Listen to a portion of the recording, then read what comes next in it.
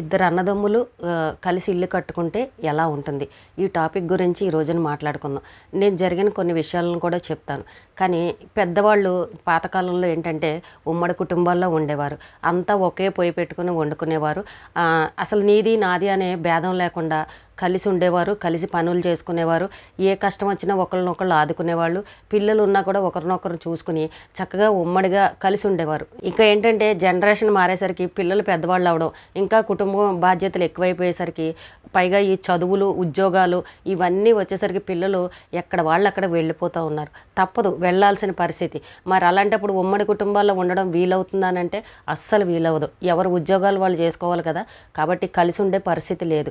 అలా కాలక్రమేణా ఏంటంటే మనుషుల్లో మార్పులు అనేవి వచ్చేసాయి. కలిసి ఉందామని అనుకున్నా కూడా ఉండలేని పరిస్థితి. అప్పుడు జనరేషన్కి ఇప్పుడు జనరేషన్కి చాలా మార్పులు వచ్చాయి. అయితే అప్పుడు కాలంలో పెద్దవాళ్ళు ఏం చేసేవారు, వాళ్ళు ఉమ్మడి కుటుంబంలో కలిసి ఉన్న ఆలోచనతోనే పిల్లలకి ఆస్తులు ఇచ్చే విషయంలో కూడా ఉమ్మడిగానే ఇచ్చేసేవారు. ఇప్పుడు ఒక పెద్ద ఇల్లు కట్టారు, ఇంకో ముగ్గురు పంచుకోండిరా, మీరు ముగ్గురు 3 వాటాలు తీసుకోండిరా అని ఇలా ఈజీగా చెప్పేసేవారు. కానీ అక్కడ ఆ ముగ్గురు పిల్లలు ఉండే అవకాశం ఉంటుందా చెప్పండి? పెద్దవాళ్ళు ఉన్నంత వరకు బాగానే ఉంటుంది. పెద్దవాళ్ళు కాలం చేసిన తర్వాత ఆ పిల్లలు వెళ్ళి అక్కడ ఉండే పరిస్థితి లేదు. పోనీ ఒకడికి ఇష్టం లేక ఏ ఉద్యోగంతోనో ఎక్కడికన్నా దూరంగా వెళ్ళి నాకు అక్కర్లేదు నేను అమ్ముకుందామని అంటే రెండో వాడు ఒప్పుకోడు. ఒకవేళ రెండో వాడు ఒప్పుకున్న బయటవాడు వచ్చి కొనుక్కుంటాడనంటే అదంతా లింకుల్లో జాయింట్లలో ఉంటుంది. బయట వాళ్ళు కూడా వచ్చి ఎవరో కొనుక్కోరు. పోనీ ఇలాంటి గొడవలు, ఇలాంటి తగాదాలతోటి చాలా కుటుంబాల్లో ఆస్తుల కోసం కేసులు పెట్టుకున్న వాళ్ళని చూసాం, పంచాయతీలు పెట్టుకున్న వాళ్ళని చూసాం, గొడవలు పెట్టుకుని విడిపోయిన వాళ్ళని చూసాం. ఇలా ఎన్నో గొడవలు కుటుంబాల్లో ఉన్నాయి. ఇది పెద్దవాళ్ళకి అప్పట్లో తెలియక ఉమ్మడి కుటుంబాల్లో ఉండే అలవాటుతోటి పిల్లలకి ఇచ్చే ఆస్తుల్లో కూడా వాళ్ళు అలాగే చేసేవారు. వాళ్ళు కట్టుకున్న ఇల్లుల్నే పిల్లలకి ఇస్తే కొట్టుకుంటూ ఉండేవారు. కానీ ఇప్పుడు మరి జనరేషన్ మారినప్పుడు మనం ఆ తప్పు మనం చేయకూడదు. ఆ కాలంలో జరిగినట్టే ఈ కాలంలో కూడా మన పిల్లలు అలాగే ఉంటారని ఎప్పుడూ మనం అనుకోకూడదు. కాబట్టి మన జాగ్రత్తలు మనం ఉండాలి. అలాగే పరిస్థితులను బట్టి కూడా మనం మారాలి. ఇప్పుడు చాలామంది ఏముందండి, ఒక ఇల్లు కడతారు, పైన కింద కట్టి నా ఇద్దరు కొడుకులకే ఈ ఇల్లు, ఇద్దరు ఉంటారు కలిసి అని చెప్పేసి కడతారు. ఆ తర్వాత ఎవరి పరిస్థితులు ఎలా ఉంటాయో తెలీదు. ఎవరైనా ఎప్పుడైనా అమ్ముకోవాలనుకోండి, ఎన్ని ఇబ్బందులు వస్తాయో చెప్పండి. అందరి పరిస్థితి ఒకలాగానే ఉంటుందా? కాబట్టి ఇలాంటి తప్పులు చాలామంది చేసిన వాళ్ళని నేను చూశాను. మా ఊర్లో జరిగింది ఒక సంఘటన. ఒక తండ్రి పాపం తాపీ మేస్త్రులు చేస్తూ ఫస్ట్ కూలి పనిగా చేసేవాడు. అతనికి 2 కొడుకులు. అలా మెల్లమెల్లగా కష్టం చేసుకుని ఇటుకలు మోసేవాడల్లా తాపీ మేస్త్రులోకి వెళ్ళాడు. అలా వర్క్ నేర్చుకుని బాగా సంపాదించక ఒక పెద్ద బిల్డింగ్ కట్టి చిన్న కొడుకు పెద్ద కొడుకు కలిసి ఉంటారని కింద పైన అన్నట్టు 2 ఫ్లోర్లు ఇల్లు కట్టాడు, చిన్న కొడుక్కి పెద్ద కొడుకు అని. తర్వాత పిల్లలు పెళ్ళిళ్ళు చేశాడు. అయితే పైన ఒకళ్ళు కింద ఒకళ్ళు చక్కగా ఉన్నారు. తల్లిదండ్రులు కూడా అదే ఇంట్లో ఒక కొడుకుతోటి ఉన్నారు. అలా కొన్ని రోజులు గడుస్తూ ఉంటే పిల్లలు పుట్టారు. చక్కగా చాలా రోజులు ఆ ఇంట్లో అందరూ పెద్దవాళ్ళతో పాటు అందరూ హ్యాపీగానే ఉన్నారు. అయితే కొన్ని రోజుల తర్వాత ఎవరైనా పెద్దవాళ్ళు అన్నాక కాలం చేస్తారు. అలాగే తల్లి తండ్రి చనిపోయారు. చనిపోయిన తర్వాత ఇందులో ఒక తమ్ముడు కొడుక్కి బైక్ యాక్సిడెంట్ అయింది. ఆ అబ్బాయి బైక్ మించి ఎక్కడో గుద్దేసి చాలా దెబ్బలు తగిలాయి. ఇంకా ఆ పిల్లోడిని హాస్పిటల్లో చూపించుకున్నాడు. అక్కడ ఇక్కడ చాలా చోట్ల తిప్పాడు, వైద్యం చేయించుకుంటూ ఉన్నాడు. బాగా గట్టి దెబ్బలే తగిలాయి. మరి ముందు కొడుకు ముఖ్యం కదండి. ఇప్పుడు ఎదిగిన కొడుకుని యాక్సిడెంట్ అయిందంటే వదిలేసుకుంటాడా?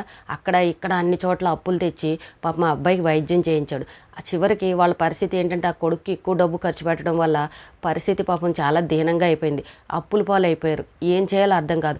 వాళ్ళకి ఎందుకో ఇంకా అనుమానం వచ్చి ఇంకా మనం ఇంట్లో ఉండొద్దు, వేరే ఇంటికి వెళ్ళిపోదామని చెప్పేసి ఆ ఇల్లు ఖాళీ చేసి వేరే అద్దెంట్లోకి వచ్చేసారు.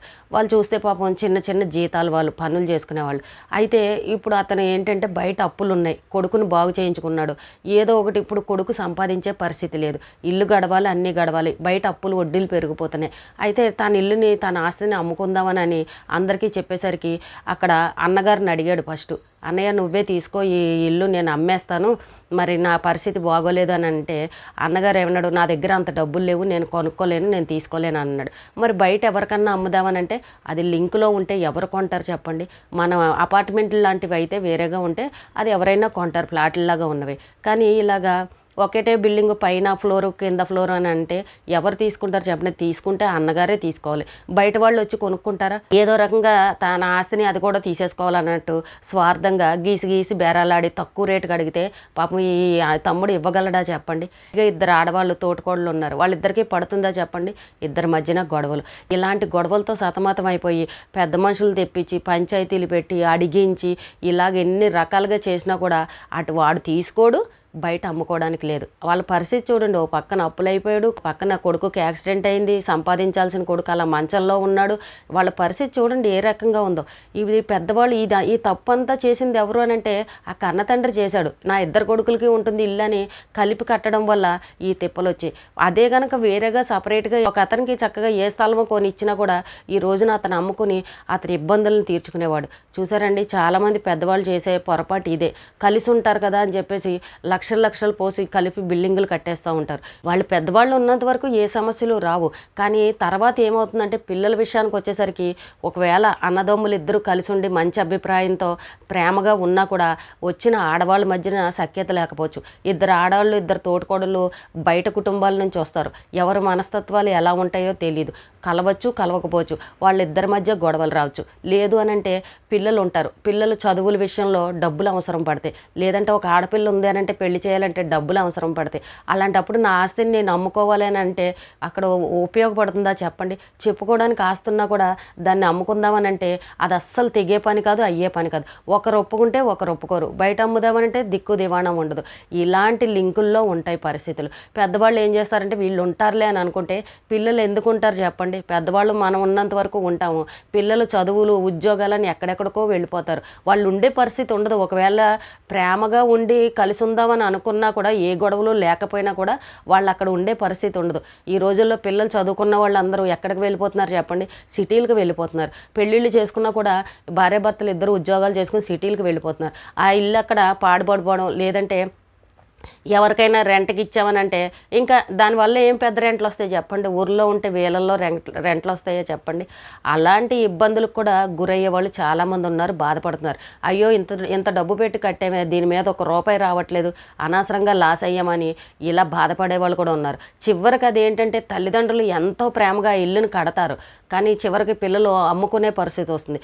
ఇద్దరు మనస్తత్వాలు మంచివై ఉండి మొత్తం ఇంటిని అమ్మేసి ఇద్దరం పంచుకుందాంలే అని అనుకుంటే అది పర్వాలేదు. కానీ లేదు, అందులో ఒకరు ఒప్పుకుని ఒకరు కనుక ఒప్పుకోలేదు అని అంటే ఇలాంటి గొడవలే వస్తాయి. కాబట్టి ఎప్పుడైనా సరే పిల్లల మధ్య బంధాలు గట్టిగా ఉండాలి, ప్రేమలు ఉండాలి అని అంటే మనం ఇలాంటి ఆస్తుల విషయంలో జాగ్రత్తగా ఉండాలి. ఇప్పుడు జరిగిపోయిన కాలాన్ని మనం తీసుకురాలేం. పాత జనరేషన్లోనే మనం నడవాలి అంటే ఇప్పుడు కుదరదు. అప్పుడు కాలం తల్లిదండ్రులు అలా ఉమ్మడి కుటుంబాలు ఉండడం వల్ల ఆస్తులు కూడా అలా ఉమ్మడిగా ఉండేవి. కానీ ఇప్పుడున్న జనరేషన్ తల్లిదండ్రులు ఎవరైతే ఉన్నారో మీ పిల్లలకి ఇచ్చే ఆస్తులు మాత్రం సపరేట్గా ఇవ్వండి.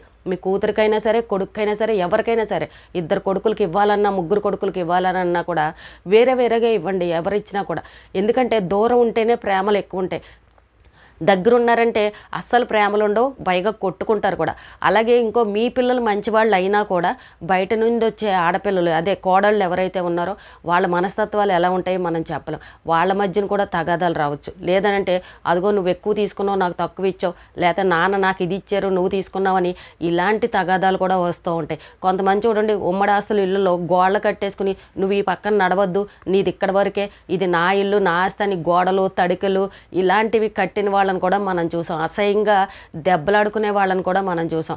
మనం లేకపోయినా కూడా మన పిల్లలు చక్కగా కలిసిమెలిసి ఉండాలి అని అంటే ముందుగా తెలివిగా మీ పెద్దవాళ్ళు ఈ రకంగా ఆలోచించండి. మీ పిల్లలకి ఇచ్చే ఆస్తులు ఏదైనా సరే సపరేట్గా కొంచెం దూరంగా ఉండేలాగా చూసుకోండి. అప్పుడే పిల్లల మధ్య ప్రేమలు ఉంటాయి. దూరంగా ఉంటేనే ఒకళ్ళ మీద ఒకళ్ళకి అభిమానాలు అనేవి ఉంటాయి. ఇప్పుడు జనరేషన్ తల్లిదండ్రులు గుర్తుపెట్టుకోండి, పాతకాలంలాగానే నడుస్తుంది అని మాత్రం ఎప్పుడూ అనుకోవద్దు. ఇప్పుడు ఆస్తుల గొడవలు పిల్లలు కేసులు పెట్టుకునే వాళ్ళని ఎంతమంది చూస్తున్నాం చెప్పండి? ఆడపిల్లలు కోర్టులకు వెళ్ళిన వాళ్ళు ఉన్నారు, కొడుకులు ఒకళ్ళ మీద ఒకళ్ళు కేసులు పెట్టుకున్న వాళ్ళు ఉన్నారు. అవి తేలవు చావు. ఎన్ని సంవత్సరాలైనా అలా గడుస్తూనే ఉంటాయి. అసలు అవి వాటికి ఇంకా అంతుపంతు ఉండదు. డబ్బు లాయర్లు పెడతారు, వాయిదాలు తిరుగుతూ ఉంటారు, అవి తేలవు. మన వయసు అయిపోతుంది, మన జీవితకాలం అయిపోతుంది, మనకు అనారోగ్య సమస్యలు వస్తాయి, కానీ ఆ కేసు గొడవలు తేలవు. ఇలాంటి పరిస్థితుల్లో ఇబ్బందులు పడే వాళ్ళని కూడా మనం చూస్తున్నాం.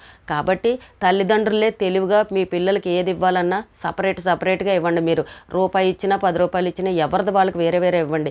ఆ వాళ్ళు కొట్టుకునే పరిస్థితి అస్సలు తీసుకురాకండి. ఈ పెద్దవాళ్ళు చాలామంది చెప్తున్నారు, ఈ పెద్దవాళ్ళు చేసిన తప్పుల వల్లే మేము ఈ రోజున కొట్టుకుంటున్నాం, మా బాబు చేసిన తప్పు వల్లే మా పరిస్థితి ఎలాగైందని అని చెప్పే పిల్లల్ని కూడా మనం చూస్తున్నాం. ఎందుకంటే పెద్దవాళ్ళు ఏంటో అనుకుంటారు, పిల్లలు కలిసి ఉంటారని ఎంత సంపాదించినా ఉమ్మట్లో పెట్టేసరికి ఆ తగువులు తేలట్లేదు. ఇప్పుడు కలిసి ఉండే పరిస్థితులు లేవు. ఎందుకంటే ఇద్దరు కొడుకులున్నా ముగ్గురు కొడుకులున్నా అందరూ ఒకే రకంగా ఉంటారు చెప్పండి. ఒక కొడుకు మంచి ఉన్నత స్థాయిలో ఉండొచ్చు, ఒక కొడుకు పేదరికంలో ఉండొచ్చు, ఒక కొడుకు ఏమో ఆర్థిక ఇబ్బందుల్లో ఉండొచ్చు. వాళ్ళ అవసరాలకి ఉపయోగపడని ఆస్తి ఎంత ఉంటే ఏంటి ఉపయోగం చెప్పండి. ఏమో జీవితంలో ఎప్పుడు ఏ కష్టం మీద పడుతుంది అనేది మనం చెప్పలేం. ఎలాంటి వాళ్ళకైనా ఏదో కష్టం రావచ్చు. అలాంటప్పుడు మనం కళ్ళ ముందు మన ఆస్తి కనబడుతుంది, ఇవి అమ్ముకుని ఈ కష్టాన్ని తీర్చుకుందాంలే అని అనుకుంటాం. కానీ అది అమ్ముకునే అవకాశం లేనప్పుడు ఏంటి ప్రయోజనం చెప్పండి. కాబట్టి పెద్దవాళ్ళు మీరే ఆలోచించండి. వాళ్ళ మధ్యన గొడవలు రాకుండా ఉండాలంటే ఆ యంత్రం మీ చేతిలోనే ఉంది. పిల్లలు దెబ్బలాడుకోకుండా చక్కగా కలిసి ఉండాలని అంటే మీరు ఆస్తులు ఇచ్చేటప్పుడే ఎవరిది వాళ్ళకి సపరేట్గా ఇచ్చి, నాన్న ఎవరు దెబ్బలాడుకోకండి, ఎవరిది వాళ్ళకి ఇచ్చాము, ఒకళ్ళొకళ్ళు కొట్టుకోవద్దు అని ఈ రకంగా చెప్పండి. ఇప్పుడు ఒకటే ఇల్లు ఉందనుకోండి, చెప్పండి మేము ఉన్నంతకాలం మేము ఉంటాం నాన్న, మా తదనంతరం ఈ ఇల్లు నమ్ముకుని ఇద్దరూ సమానంగా డబ్బు పంచుకోండి, అంతేగాని కొట్లాడుకోకండి అని ఇలాగ అర్థమయ్యే విధంగా వివరంగా ఉండేలాగా చెప్పండి తప్ప పిల్లల మధ్యన తగాదాలు పెట్టకండి. మీరు లేకపోయినా కూడా మీ పిల్లలు కలిసి ఉండేలాగా ఉండాలి. ఏంటి పలానా వాళ్ళ పిల్లలు ఇలా కొట్టుకుంటున్నారు ఆస్తుల కోసం, కేసులు పెట్టుకున్నారు అని నలుగురు చెప్పుకునే విధంగా ఉండకూడదు. ఎన్నో కుటుంబాల్లో పిల్లలు ఈ రోజున కేసులు కోర్టుల చుట్టూ తిరుగుతున్నారు. ఆ అక్క చెల్లెళ్ళు అన్న తమ్ములు ఒకళ్ళంటే ఒకళ్ళకి అభిమానాలు లేవు, ప్రేమలు లేవు. ఈ రకంగా ఉన్నాయి ప్రతి కుటుంబాల్లో గొడవలు. కాబట్టి పెద్దవాళ్ళు అప్పుడు ఏదో తెలియక అప్పుడు ఉమ్మడి కుటుంబాల వల్ల అలా చేశారు. కానీ ఇప్పుడు జనరేషన్ తల్లిదండ్రులు మాత్రం మీ పిల్లలకి ఇచ్చే ఆస్తులను సపరేట్గా ఇవ్వండి. ఏది ఇచ్చినా కూడా వాళ్ళు గొడవలు పడే పరిస్థితికి తెచ్చుకోకూడదు, మిమ్మల్ని తిట్టుకునే పరిస్థితి తెచ్చుకోకూడదు. ఈ రోజుకి ఇదేనండి. రేపు మళ్ళీ ఒక మంచి విషయంతో మళ్ళీ కలుద్దాం.